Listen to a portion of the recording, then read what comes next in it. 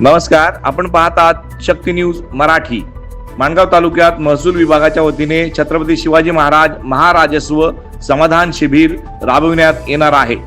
उपविभागीय अधिकारी तथा उपविभागीय दंडाधिकारी डॉक्टर संदीपान सानप यांनी माणगाव प्रांत कार्यालयात घेतलेल्या पत्रकार परिषदेत ही माहिती दिली आहे।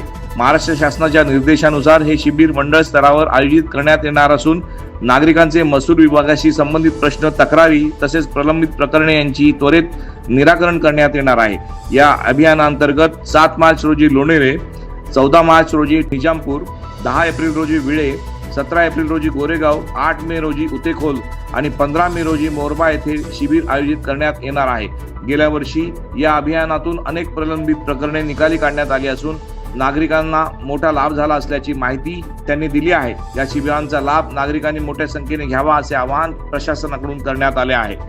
नमस्कार, छत्रपती शिवाजी महाराजस्व समाधान शिबिर अभियान टप्पा क्रमांक 1 याच्यासाठी माणगाव तालुका, माणगाव आणि तळा तालुक्यामध्ये जे नियोजन केलेलं आहे त्यामध्ये आपण 7 मार्च, त्यानंतर 14 मार्च, 10 एप्रिल, 17 एप्रिल, 8 मे आणि 15 मे या दिवशी आपण शिबिर घेणार आहोत। यामध्ये 7 मार्चला लोणेरे, 14 मार्चला इंदापूर निजामपूर, 10 एप्रिलला विळे, 17 एप्रिलला गोरेगाव, 8 मे माणगाव आणि 15 मेला मोरबा या ठिकाणी आपण मंडळ स्तरावरती शिबिराचं आयोजन केलेलं आहे।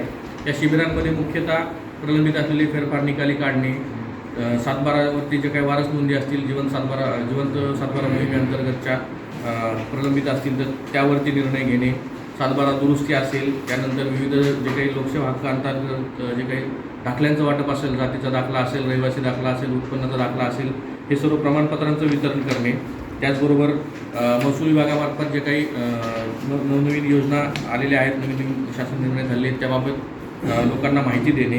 त्यानंतर ई मोजणी असेल, ॲग्रिस्टॅक असेल, PM किसान योजना असेल, या संदर्भातल्या जे काही प्रलंबित अर्ज असतील यावरती निर्णय घेणे। अशा प्रकारच्या सर्व बाबींवरती त्यामध्ये लोकांना प्रत्यक्ष लाभांचं वाटप आपण त्या ठिकाणी त्या दिवशी करणार आहोत।